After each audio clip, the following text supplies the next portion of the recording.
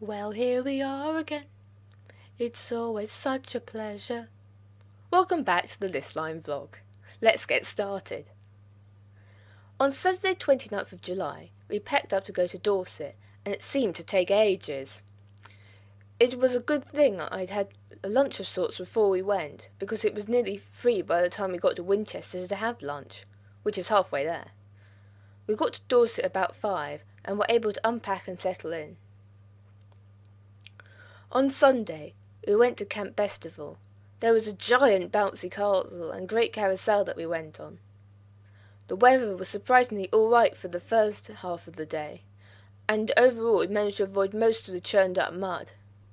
Around 4 o'clock it started to get rather cold, and it felt like we were just waiting around for the concert to start.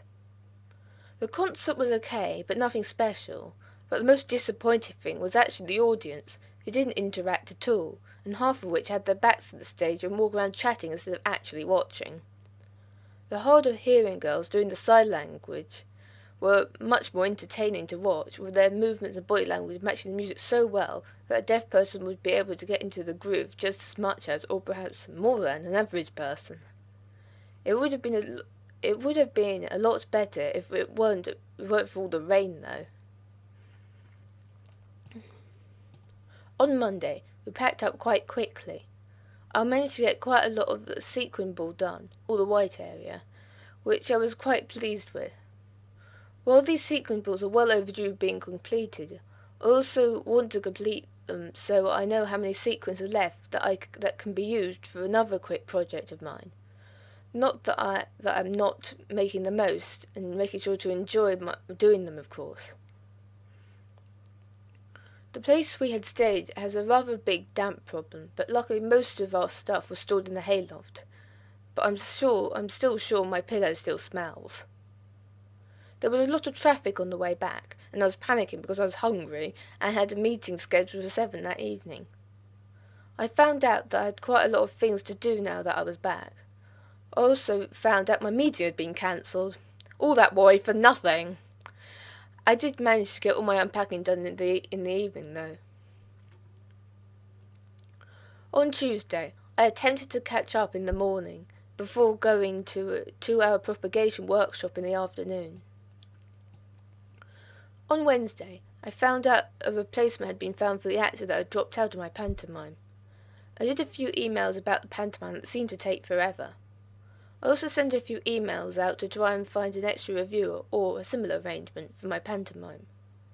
I also made some notes and drafted a couple of blurbs for a couple of short children's plays, one around telling fairy tales in an amusing down-to-earth way, and the other based around the idea of nursery rhyme characters. I've asked the Nomads to consider them for their smaller studio, but I don't know if I'll get any response. On Thursday, I created some character colour schemes for 2 of my pantomime ideas. I watched an anime of Swan Lake by Toei Animation. It wasn't as good as I had hoped, but I was shocked at how much the Swan Princess had copied from it. I know they are based on the same story, but in all honesty, the Swan Princess feels like an attempt at a Disney-fied version of this anime, not a completely new adaptation. On Friday, I was thinking of doing some cyanotypes.